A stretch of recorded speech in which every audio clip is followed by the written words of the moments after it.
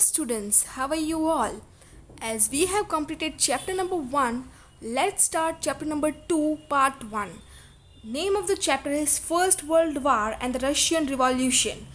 So, first of all, let me explain you what the chapter considers. तो यहाँ पे हमको दो चीज़ें जाननी है. We have to know two things, that is First World War and the other is Russian Revolution. तो इनकी क्या इफ़ेक्ट्स थी, क्या क्या इम्पोर्टेंट फैक्ट्स हुए थे और रशियन में जो रिवॉल्यूशन हुआ उसके बारे में भी जानना है. तो let me read first introduction. First World War and the Russian Revolution. The yearning of the Western European countries for the expansion of the empire and acquire new territories, colonies resulted in these countries going to Asia and Africa. Thus they established their colonies and expanded their rule. Consequently, there arose a competition between European nations to establish colonies. This agreed for colonization among the Western European nations caused the economic, social, cultural ruin of the Asian African countries. The result of this on world politics was such that the First World War, Bolshevik revolution in Russia etc. took place.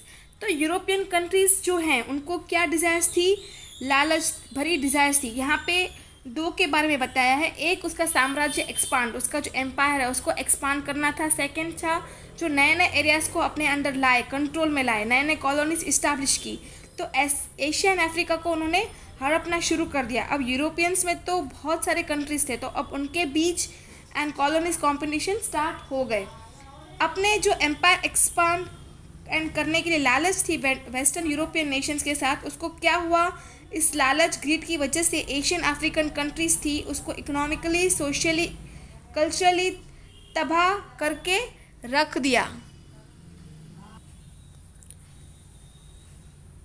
अब आता है western Europe and colonialism in Asia and Africa. So the Western European countries wanted to expand their empire in Asia and Africa. Their greed for colonialism did not spare even after neighboring countries. Spain had taken over control over Netherlands, Belgium and Luxembourg.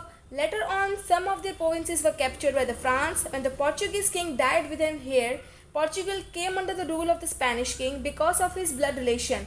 So for 6 decades, the monopoly of establishing colonies in non-European countries with was Spain. Similarly, Italy and German states became the victim of this greed of France and Austria. When the European powers were tightening their grip over the Asia and African nations, many of the European nations which had become free, following the footsteps of England, made many of the Africa nations their colonies. तो यह जो grid थी colonies establish करने की, उन्होंने अपने neighbouring countries को भी नहीं छोड़ा. 3 कंट्रीज़ के ऊपर स्पेन ने कंट्रोल कर दिया, नेदरलैंड, बेल्जियम एंड लग्जमबर्ग. फिर क्या हुआ, फ्रांस ने इनके कई सारे एरिया हैंड ओवर कर दिए. जब पोर्चुगीज़ किंग मर गए, मतलब उनके वारिस के बिना, तो उनके जाने के बाद पोर्चुगीज़ की हालत क्या हुई, वो स्पेनिश किंग के अंडर आ गया. क्यों? Because of his blood relation. तो आफ्टर 6 डिकेड्स, मतलब 60 ईयर्स के बाद जो मोनोपोली थी कॉलोनी को इस्टेब्लिश करने की नॉन यूरोपियन कंट्रीज़, वो स्पेन के पास थी. तो यहाँ पे फ्रांस एंड ऑस्ट्रिया भी लालच में थे, ग्रीड में थे. तो इनकी वजह से Italy and German France and Australia के विक्टिम बने. यहाँ पे यूरोपियन कंट्रीज़ अपना ग्रिप, अपना पावर एशियन अफ्रीका पे टाइट रखना चाहते थे. उसी टाइम पे कई यूरोपियंस आज़ादी हो गए, फ्री हो गए. कैसे? इंग्लैंड के लक्ष्य कदम पर चल के. Understood? Let's move to the next. Colonialism in Asia. After strengthening its grip over India, England expanded its empire in Sri Lanka, Myanmar, Singapore and Malaysia. England entered China also, but due to the opium trade between England and China, there was a wars which came to be known as opium wars in history. Opium मतलब एक drug.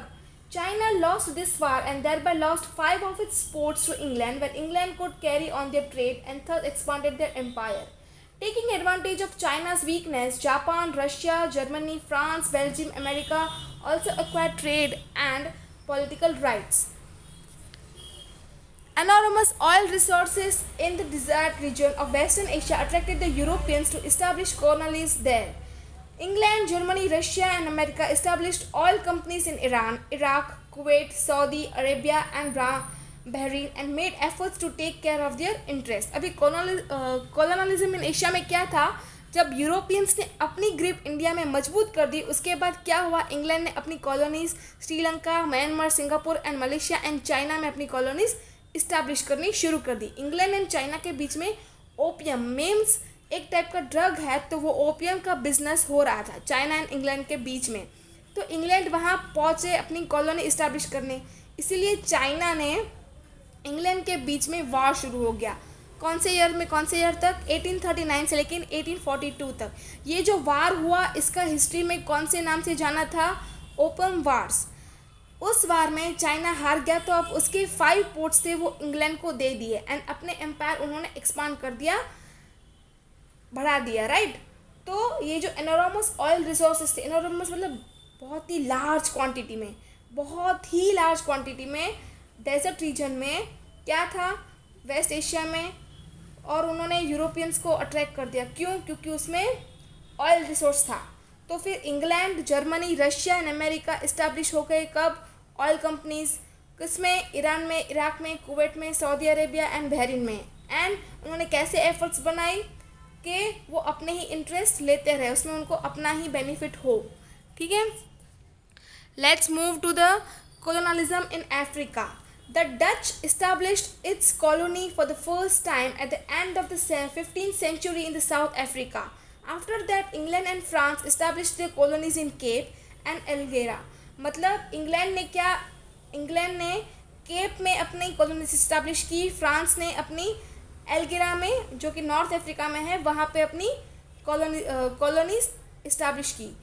फिर आता है the vast provinces of Africa seemed quite suitable for acquiring raw material and selling ready products for the industrial revolution, because of which European countries completed to establish the colonies. King Leopold of Belgium seized the vast provinces of Congo and established his rule. England established in colonies in Egypt, some provinces of East Africa and South Africa.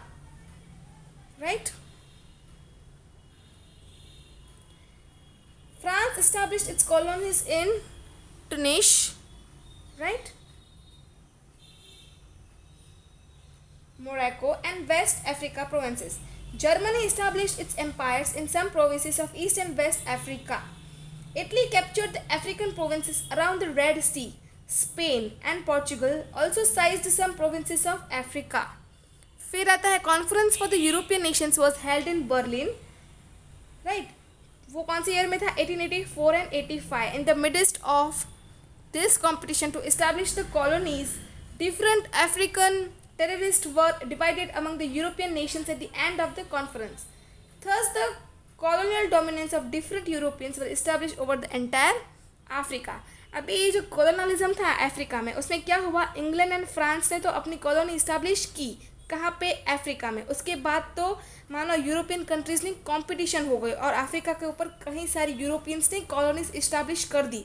और उसका reason था क्योंकि Africa के वो लोग क्या मानते थे, तो भाई वो सूचेबल प्लेस था. किन किन चीज़ों के लिए अफ्रीका सूचेबल प्लेस था, एक रॉ मटेरियल के लिए एंड सेकंड रेडीमेड प्रोडक्ट्स के लिए.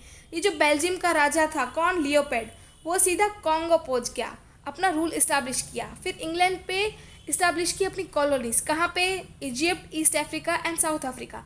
फ्रांस भी पीछे नहीं मुड़ा, फ्रांस ने भी बोला हम भी अपनी कॉलोनीज इस्टेब्लिश करेंगे, वो भी उनके पीछे लग गए. कहाँ पे उसने इस्टेब्लिश की, Tunisia, Morocco and West Africa. Germany ने बोला मैं क्यों पीछे हटूँ, तो जर्मनी ने भी ईस्ट एंड वेस्ट अफ्रीका में अपनी कॉलोनीज इस्टेब्लिश की. इटली भी पीछे नहीं रहा, उसने भी रेड सी पे अपना हक जमाया, कैप्चर कर लिया. एंड स्पेन एंड पोर्चुगल भी कहीं एरियाज और अफ्रीका को जीत लिया. उसके बाद क्या हुआ, जर्मनी का कैपिटल बर्लिन में कॉन्फ्रेंस हेल्ड की गई. किस बारे में, यूरोपियंस के बारे में, कि सारे कंट्रीज़ को इन्वेल किया गया. फिर अफ्रीकन टेरिटरीज ने डिवाइड किया वो यूरोपियन नेशंस को, एंड संभालेगा इतना ये. फिर क्या होता है, let reads, while on one hand the greedy European nations were trying to colonize various Asian and African territories, on the other hand Germany and Italy had completed the process of its respective political unification. Thus, unified Germany plunged into the competition of industrialism, commercialism, and colonization. Thus, this quickly changing global phenomenon had exploited some of these countries politically, economically, and socially, due to which development had stop and this led to the first world war. एक side Europeans को जो nation था वो बहुत ही लालची था, greedy था कि कैसे भी एशियन एंड अफ्रीकन टेरिटरीज को हम हक जमाया जाए, एंड दूसरी साइड जर्मनी एंड इटली ने एक हो गए. तो जर्मनी ने क्या किया, वो इंडस्ट्रियलिज्म, कॉमर्शलिज्म एंड कॉलोनिज्म को से आगे बढ़ रहे थे. थस तो ये जो ग्लोबल फिनोमिनन हुआ उसने क्या किया, एक्सप्लोइट कर दिया, रद्द कर दिया सम ऑफ द कंट्रीज को, मतलब रद्द कर दिया politically, economically and socially. And वो क्या हुआ, डेवलपमेंट वहाँ पे स्टॉप हो गया. उससे क्या हुआ, फर्स्ट वर्ल्ड वॉर डिक्लेयर हुआ. अब क्या आता है, factors that caused first world war, right. तो हम इसके बारे में पढ़ेंगे. The First World War could be considered as one of the most heartbreaking and unforgettable events of the modern world. इसमें क्या होता है, वर्ल्ड वार में कई सारी चीज़ें हुई, मतलब मारा मारी हुई, बहुत सारे ऐसे इवेंट्स हुए, बहुत सारी ऐसे हुई जिससे वर्ल्ड बहुत ब्रेक हो गया, हार्ट ब्रेकिंग हो गया, और उनको ऐसे मतलब अनफॉरगेटेबल मोमेंट्स हो गए. मैनी फैक्टर्स और रिस्पॉन्सिबल, कई सारे फैक्टर्स रिस्पॉन्सिबल थे. तो the first world war was began on 1 August. कब हुआ, ये आपका एमसीक्यू में आ सकता है कि 1 अगस्त 1914 पे. जर्मनी हैड डेफीटेड फ्रांस, जर्मनी ने फ्रांस को हरा दिया और वो फ्रांस से जीत गए. किसमें, सेडन वार में, because of which France had to sign. France हार गया तो फ्रांस को क्या करना पड़ा, उसको एक एग्रीमेंट साइन करना पड़ा. उसका नाम है फ्रैंकफर्ट ट्रीटी. ट्रीटी मतलब एक एग्रीमेंट होता है, अकॉर्डिंग टू विच, वो एग्रीमेंट में क्या लिखा होता है कि फ्रांस को पे करना पड़े एज अ वार, मतलब उसको गिव अवे देना पड़ा, उसको अपने दो ऐसे स्पेसेस थे वो देने पड़े. वो थे एक लॉरेन एंड दूसरा था एलसेक टू जर्मनी. फिर क्या हुआ, France had not been able to overcome this humiliation. इतना बड़ा घाव उसको मिला, इतना मतलब उसको ये डिसएडवांटेज हुआ, उसको इतना वो खामी हो गई, तो ये वो भूल ही नहीं पाया, वो इससे बाहर निकल ही नहीं पाया कि हमको इतना कुछ झेलना पड़ा. Third the Frankfurt treaty itself was the cause for the world war. ये जो ट्रीटी था, ये जो एग्रीमेंट था, वही रीज़न था फर्स्ट वर्ल्ड वार के लिए, राइट. अभी हम आते हैं इकोनॉमिक फैक्टर्स, राइट. तो let's read it. England had established its vast empire in Asia and Africa in the 19th century. It exploited its colonies economically and became rich. Due to the industrialization and swift colonization, Europe required huge quantity of raw material. In the last quarter of the 19th century, Germany had started the competition to procure the markets in the Asia and Africa. Germany started supplying cheaper goods in the comparison to the England and France. The Afro-Asian markets that England and France dominated were thus broken up by the Germany. Consequently, there was an intense economic competition between Germany and England. तो economic factors में हम क्या देखते हैं कि जो 19th century England में कई सारे एरिया पर एशियन अफ्रीका के ऊपर अपना एम्पायर एक्सपांड किया. एक इंडस्ट्रियलाइजेशन एंड स्विफ्ट कॉलोनाइजेशन के लिए यूरोप को बहुत बड़ी क्वांटिटी रॉ मटेरियल की ज़रूरत पड़ गई थी. तो जर्मनी ने क्या किया, कंपटीशन शुरू कर दिया एंड सारे जो मार्केट्स थे एशियन अफ्रीका में उसको कैप्चर करना शुरू कर दिया. जर्मनी ने चीपर गुड सप्लाई करने लगे. किसके कंपेयर में, इंग्लैंड एंड फ्रांस के कंपेयर में. जिसके ऊपर इंग्लैंड एंड फ्रांस का चलता था तो उसको जर्मनी ने तोड़ दिया और जर्मनी तो आगे निकल गया, राइट. इससे क्या हुआ, the Asian markets that England and France dominated were thus broken up by the Germany. ये जो मार्केट्स थी उसमें जो इंग्लैंड एंड फ्रांस का चलता था उसको बंद कर दिया. किसने, जो जर्मनी ने ये ब्रोक कर दिया. And thus there was intense economic competition. बहुत ही इंटेंस इकोनॉमिक कंपटीशन था. किसके बीच में, जर्मनी एंड इंग्लैंड के बीच में. नेक्स्ट आता है militarism. Let's read it. Military force was necessary and important for the competition that the European nations got into for the expansion. England, France, Austria, Russia, etc. had begun expanding their military power, while in countries like Japan, Italy, and Germany, compulsory military training had started.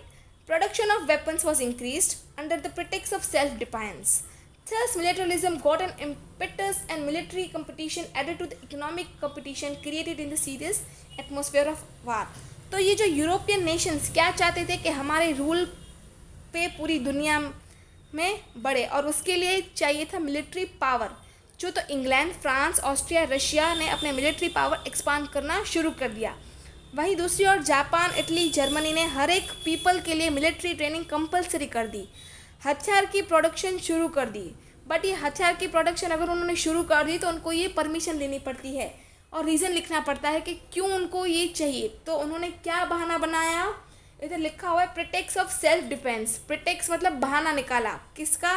Self defence का बहाना बनाकर उन्होंने weapons बनाना शुरू कर दिया। एक तो economic competition plus military competition, तो ये एक सीरियस एटमॉस्फेयर बन गया। तो अभी थर्ड आता है groupism. Groupism and secret territories played a major role in the First World War. The world was divided into two groups before that First World War. One side there was a group of Germany and the other side it was the group of England. ठीक है, तो France, Russia and Japan. A feeling of jealousy, enmity, mistrust, fear and hatred evolved between the groups, which was an important factor for the First World War. अभी countries ने group बनाना शुरू कर दिया था। World में दो ग्रुप से divide हो गए थे बिफोर फर्स्ट वर्ल्ड वॉर में। क्या था, एक साइड जर्मनी का ग्रुप था एंड अदर साइड इंग्लैंड का ग्रुप था। तो जर्मनी में जो ग्रुप था उसमें कौन कौन इंक्लूडेड थे? Austria, Hungary, Bulgaria, Turkey. और इंग्लैंड में कौन कौन से मौजूद थे? France, Russia and Japan. उसमें क्या हुआ, लोग एक दूसरे को जलने लगे, दूसरों से नफरत पैदा होने लगी, हेट्रेड वाली फीलिंग आ गई थी, राइट, जो कि ये वर्ल्ड वार में इंक्लूडेड था। फिर आता है फीलिंग ऑफ फियर्स नेशनलिज्म। इसका मतलब है हम तो भाई अपने नेशन का ही सोचेंगे, दूसरा भले भाड़ में जाए, हम लोग अपने नेशंस का देखेंगे कैसे उसको चलाया जा सकता है। तो let's read it. The independent of Belgium and Greece and the unification of Germany and Italy were the result of nationalism, but later the feeling of nationalism took an extreme narrow form in Europe. Economic jealousy, competition and colonialism in Europe had increased so much that the national interests of each other began to clash. Leading European nations began treating extreme and destructive nationalism to people. Love for own nation and hatred for other nations were encouraged. The German chief Kaiser William was the other originator of the nationalism and colonialism. He was ambitious and believed in world leadership. तो यहाँ पे क्या बताया गया है कि Greece and जो Belgium थे वो आज़ाद हो गए, जर्मनी एंड इटली थे वो यूनाइटेड हो गए। यूरोप में नेशनलिज्म किस फॉर्म में बढ़ रहा था? नैरो में। इकोनॉमिक जेलसी, कॉलोनलिज्म बढ़ रही थी, हर एक कंट्री अपना फ़ायदा देख रहा था, दूसरे को नुकसान होने ही है, तो वो क्लैश होना शुरू हो गया था।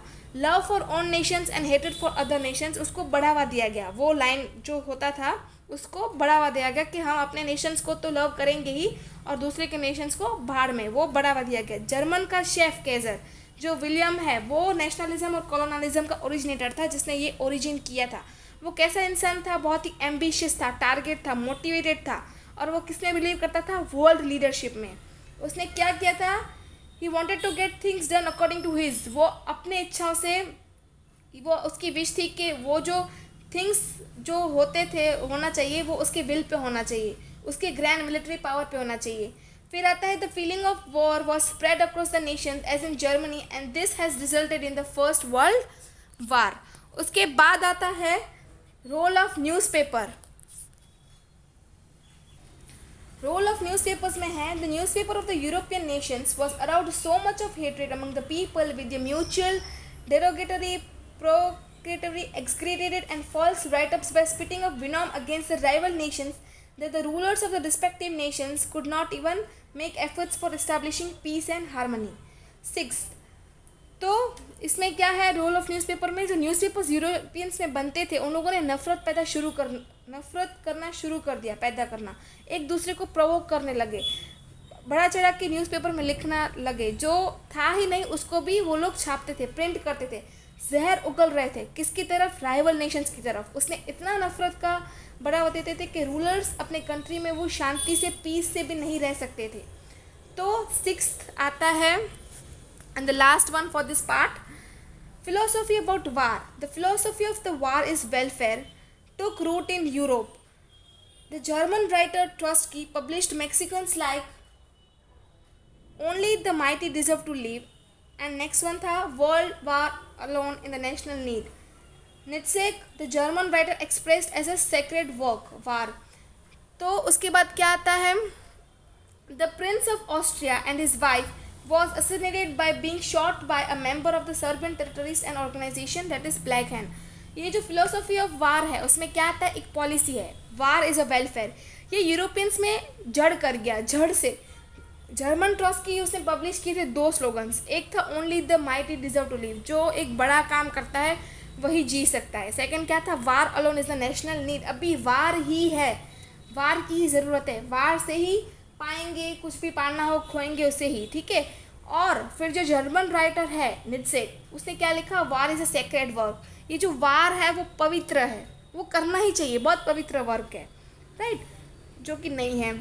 फिर आता है ये जो प्रिंस था किसका, ऑस्ट्रिया का, उसकी और उसकी वाइफ वो दोनों शॉट हो गए, किससे, मेंबर से, किसके मेंबर से, एक टेररिस्ट ग्रुप था सर्बियन, ठीक है, उनका नाम था ब्लैक हैंड, उसके ही एक मेंबर से वो लोग शॉट हो गए। तो ऑस्ट्रिया ने किसको ब्लेम किया, सर्बिया को ब्लेम किया इस मैटर में जो उनकी इन्वॉल्वमेंट थी, और उनको अल्टीमेटम दे दिया, उनको वो बोलते हैं ना धमकी दे दी कि वो जो कल्प्रिट है विद इन 48 आवर्स आप उसको सरेंडर कर दो, वो हमको दे दो। तो सर्बिया ने इस बात को इग्नोर कर दिया है, वो इस मैटर को इग्नोर कर दिया। So without listening anything from Serbia, तो ये जो था कौन, ऑस्ट्रिया, उन्होंने सर्बिया का बिना सुने ही कुछ भी वॉर डिक्लेयर कर दिया, और ये वॉर बिगिनिंग हुआ फर्स्ट वर्ल्ड वॉर का। होप आप लोगों ने समझा, and yes you enjoyed it.